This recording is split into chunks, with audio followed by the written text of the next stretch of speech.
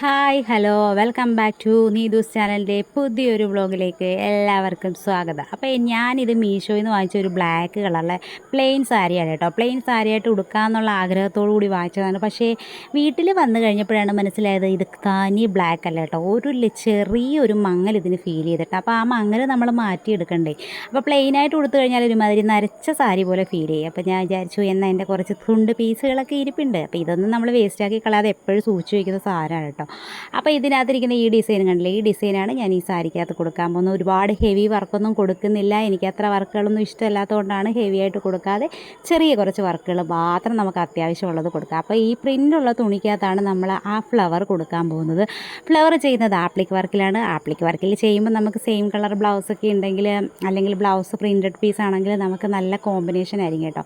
അപ്പോൾ ഈ 5 നൂല് ഞാൻ എടുത്ത് വെച്ചിട്ടുണ്ട്. ഈ 5 ഞാൻ അതിൽ ചേർക്കാൻ ചാൻസ് ഇല്ല, കാരണം അത് ഏതൊക്കെയാണോ ആ വർക്കിന് ഫസ്റ്റ് നോക്കുമ്പോൾ എങ്ങനെയാണ് ശരിയാവുക അതനുസരിച്ച് ഞാൻ ചെയ്യുള്ളൂ കേട്ടോ. അപ്പോൾ ഈ ഫ്ലവർ നമുക്ക് ആ പ്രിൻറ്റ് തുണിക്കകത്ത് നമുക്ക് നല്ലതുപോലെ വരച്ചെടുക്കാമെന്ന് പറഞ്ഞാൽ ഇങ്ങനെ വെച്ച് പതിപ്പിച്ച് വരയ്ക്കാനൊന്നും പറ്റത്തില്ല, അതിന് നമുക്ക് കാർബൺ പേപ്പർ വേണം.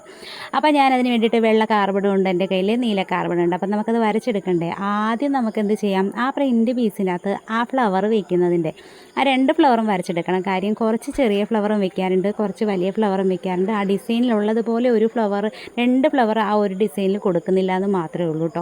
2 ഫ്ലവർ ആപ്ലിക് വർക്ക് ചെയ്യുമ്പോൾ അത് ഇത്തിരി ഓവറായി പോയാലോ എന്നെനിക്കൊരു തോന്നൽ വന്നതുകൊണ്ട് ഞാൻ ആ ഒരു ഫ്ലവർ വലുതായിട്ടുള്ളത് മാത്രം വയ്ക്കുന്നുണ്ട് കേട്ടോ. അപ്പോൾ അത് നീല കാർബൺ വെച്ചിട്ട് ഞാൻ ആ പ്രിൻറ്റിനകത്ത് ഫുള്ളായിട്ട് വരച്ചെടുക്കുന്നുണ്ട് കേട്ടോ.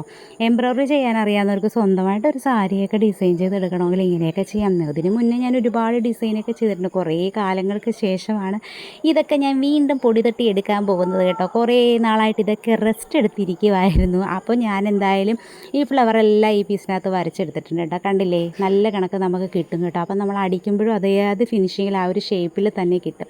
ഇപ്പം നമ്മൾ സാരി എടുത്തിട്ടുണ്ട്. ഈ സാരിക്കകത്ത് ഈ ഡിസൈൻ കൊടുക്കുന്നത് ഒരു 20 ഇഞ്ച് ഗ്യാപ്പ് ഇട്ടിട്ടാണ് കേട്ടോ. അടുത്തടുത്ത് കൊടുത്താൽ ഭയങ്കര ബോറായിട്ട് ഫീൽ ചെയ്യുന്നതുകൊണ്ട്, ചിലർക്കൊക്കെ ബോറായിട്ടിരിക്കുന്ന വർക്കുകളാണ് ഇഷ്ടം. കാര്യം ഒരുപാട് ഹെവി വർക്ക് ഇഷ്ടമുള്ള ആൾക്കാരൊക്കെ ഉണ്ട്. അപ്പോൾ എനിക്ക് അത്ര ഇഷ്ടമില്ലാത്തതുകൊണ്ട് മാത്രം ഞാൻ ഒരു 20 ഇഞ്ച് മാറ്റിയാണ് ഞാനിത് ഓരോ ഡിസൈനും വരച്ചെടുക്കുക. അപ്പം നമ്മൾ കറുപ്പിനകത്ത് എപ്പോഴും വെള്ള കാർബണും, പ്രിൻ്റുള്ളതിനകത്തൊക്കെ എപ്പോഴും നമ്മൾ അങ്ങനെ നമുക്ക് പതിപ്പിച്ച് കാണാവുന്ന സൈസിലുള്ള കാർബണുകളൊക്കെയാണ് യൂസ് ചെയ്യുന്നത് കേട്ടോ. അപ്പം നമ്മളെല്ലാം വരച്ചെടുത്തിട്ടുണ്ട് കേട്ടോ. ഇനി നമുക്ക് സാരിയിലോട്ട് ഈ ലീഫ് എപ്പോഴും ഗ്രീൻ ആയിരിക്കുമല്ലോ. അപ്പം ഞാൻ ഇച്ചിരി ഭംഗിക്ക് ഇച്ചിരി എടുപ്പിനിരിക്കട്ടെ എന്ന് വെച്ചൊരു ഡാർക്ക് ഗ്രീനാണ് എടുത്തേക്കുന്നത് കേട്ടോ. അപ്പം നമ്മൾ ആ ഡിസൈനിൻ്റെ ലീഫ് അടിച്ച് കൊടുക്കുകയാണ് കേട്ടോ. ആകെ ഒരു 3 ലീഫാണ് വെച്ചിരിക്കുന്നത്. ഞാൻ അകത്ത് ഭയങ്കര വലിയൊരു വർക്കായിട്ട് കൊടുക്കുന്നില്ല, സിമ്പിളായിട്ടൊരു ലീഫിൻ്റെ ഷേപ്പിൽ മാത്രമാണ് ഗ്രീൻ കൊടുക്കുന്നത്. അല്ലെങ്കിൽ ഗ്രീന് മാത്രം ഒരു ഭംഗി മുന്നോട്ട് നിൽക്കും. അപ്പോൾ അതുകൊണ്ട് ഞാൻ ലൈറ്റായിട്ട് മാത്രമേ ലീഫ് ചെയ്യുന്നുള്ളൂ. നമ്മളെ ഫ്ലവർ എന്ന് പറയുന്നത് ആപ്ലിക് വർക്കും ആ കളറും കൂടി ആയതുകൊണ്ട് ഭയങ്കരമായിട്ടൊരു എടുപ്പ് തോന്നും. അതുകൊണ്ടാണ് ഈ ലീഫിന് നമ്മൾ ചെറിയ ഒരു വീതി കുറച്ചിട്ട് മാത്രം റണ്ണിങ് സ്റ്റിച്ച് അടിച്ച് നമ്മളന്ന് കിട്ടുന്നത് കേട്ടോ. എന്നിട്ട് നമ്മൾ ആ ഫ്ലവറിൻ്റെ നമ്മൾ വരച്ചിട്ടിരിക്കുന്ന ആ സംഭവം നമ്മൾ ആപ്ലിക് വർക്ക് ചെയ്തെടുക്കുന്നുണ്ട് കേട്ടോ. ഈ ആപ്ലിക് വർക്ക് ചെയ്ത് നമ്മളിത് കട്ട് ചെയ്തെടുക്കേണ്ടി വരും. നമ്മൾ റണ്ണിങ് സ്റ്റിച്ചിട്ടാണ് ആദ്യം അതിനകത്ത് അടിച്ച് വെച്ചിട്ട് പിന്നെ നമ്മൾ അതിനകത്തോട്ട് പിന്നീട് നമ്മൾ നല്ല സ്റ്റിച്ചിട്ട് ചെറിയ വീതി കുറഞ്ഞ് എപ്പോഴും സ്റ്റിച്ച് ഇടാൻ പാടുള്ളൂ കേട്ടോ. ഒരുപാട് വീതിയായി കഴിഞ്ഞാൽ അതിൻ്റെ ഭംഗി പോകും. അപ്പോൾ നമ്മളത് അടിച്ച് വെച്ചു. ദാണ്ട് ഇനി ഇപ്പുറത്തെ സൈഡിലൊരു ഫ്ലവർ നിന്ന ഭാഗം ഉണ്ടല്ലോ, അവിടോട്ട് ഞാനൊരു പൂമ്പൊടി കൊടുക്കുകയാണ് കേട്ടോ. ഒരു യെല്ലോ കളറിലെ പൂമ്പൊടി ഡിസൈനും കൂടെ കൊടുത്തിട്ടുണ്ട്. അപ്പോൾ നമ്മുടെ വർക്ക് ഇവിടെ ആദ്യത്തെ നമ്മൾ റെഡിയാക്കിയിട്ടുണ്ട്.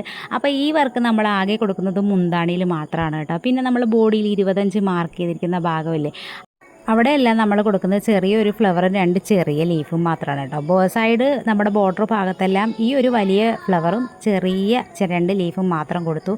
അപ്പം നമ്മുടെ സാരി ഇവിടെ റെഡി ആയിട്ടുണ്ട്. ഇനി നമുക്ക് സാരി ഉടുത്തൊരു വീഡിയോ ഷൂട്ടാണ് കേട്ടോ. വീഡിയോ ഷൂട്ടെന്ന് പറയുമ്പോൾ നിങ്ങൾക്കറിയാമല്ലോ, നമ്മൾ ചെറിയുന്ന സാരി നമ്മളൊന്ന് ഉടുത്ത് കാണിക്കണം, എന്നാൽ മാത്രമേ കാണുന്നവർക്കൊരു സന്തോഷവും കൊള്ളാം എന്നൊരു തോന്നലും വരുള്ളൂ. അപ്പോൾ ഞാൻ ഈ സാരി ചെയ്തത് എങ്ങനെയുണ്ടെന്ന് നിങ്ങളൊന്ന് പറയുക. എനിക്ക് ഭയങ്കര ഇഷ്ടമായി കേട്ടോ. നിങ്ങൾക്ക് ഇഷ്ടമായിട്ടുണ്ടെങ്കിൽ ലൈക്ക് ചെയ്യുക, ഷെയർ ചെയ്യുക, ഹൈപ്പ് ചെയ്യുക, എല്ലാവരും സപ്പോർട്ട് ചെയ്യുക കേട്ടോ. അപ്പം നിങ്ങളൊക്കെ ഇതേ കണക്ക് ഒരു എംബ്രോയ്ഡറി ഒക്കെ ചെയ്യാൻ അറിയാം, ഒരു സാരി വാങ്ങിച്ചാൽ അത് എങ്ങനെ കലാപരമായിട്ട് കൈകാര്യം ചെയ്യാമെന്നറിയാവുന്ന കഴിവുള്ളവർക്കൊക്കെ ഇത് ഒന്ന് പിന്തുടർന്ന് പോകാൻ കേട്ടോ. വീട്ടിലിരിക്കുന്ന വീട്ടമ്മമാർക്കും ചെറിയ രീതിയിൽ തയ്യലൊക്കെ അറിയാവുന്നവർക്കും ഒക്കെ ഒരു വരുമാന മാർഗം കൂടി ആകും കേട്ടോ. അപ്പോൾ എല്ലാവർക്കും ഓക്കെ, ബൈ, സീ യു.